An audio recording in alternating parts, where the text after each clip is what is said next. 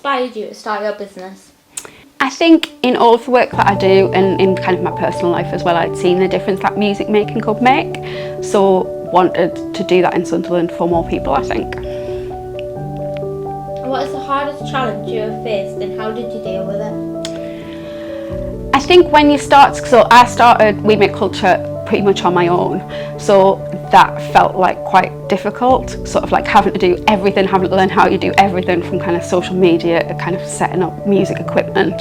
And I dealt with it by just keeping doing it until there was other people who could help me out. Perfect. How does your business help people in the community? So we do music making activities with children, young people and families mainly. And we use all of the different kind of benefits that music making can bring, from kind of increasing your well-being, building your confidence, right through to starting a creative career and like developing musical skills. Can you share a time where your business has personally made a difference for someone? Yeah, so we've been going like 8 years now. So now we've got people who've come through our project, some of who are now like professional musicians and are appearing, like, you know, they're touring around the world, and then we've got other people who haven't pursued it as a career, but it's really like made a big difference to their life in terms of the confidence and well-being and all of that kind of stuff. So we've seen like loads of different types of success. How did you keep going when things started to? I think I really believe in the stuff we do. I've got a really good team of like musicians that deliver all of the stuff, and we can see the difference on a day-to-day basis of what it does. So I think sometimes just taking a rest as well really helps. What advice would you give to young people about staying strong through challenges?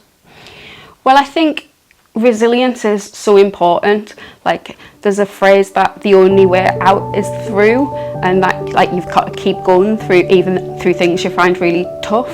And once you've made it to the end, you'll know that you've done it, and then you can do that again. And I think we're doing loads of that within the projects that we do as well.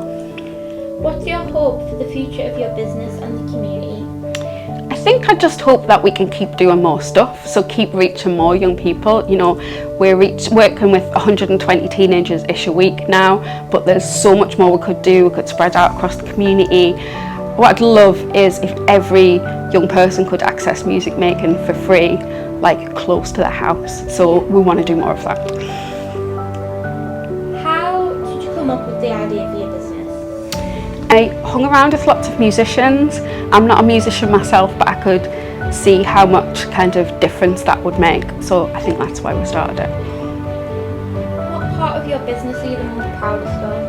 Definitely like just the difference we can see it makes, right through from like little children that we do early years stuff with, through to kind of young people who are kind of pursuing creative careers and stuff like that. So yeah, definitely that.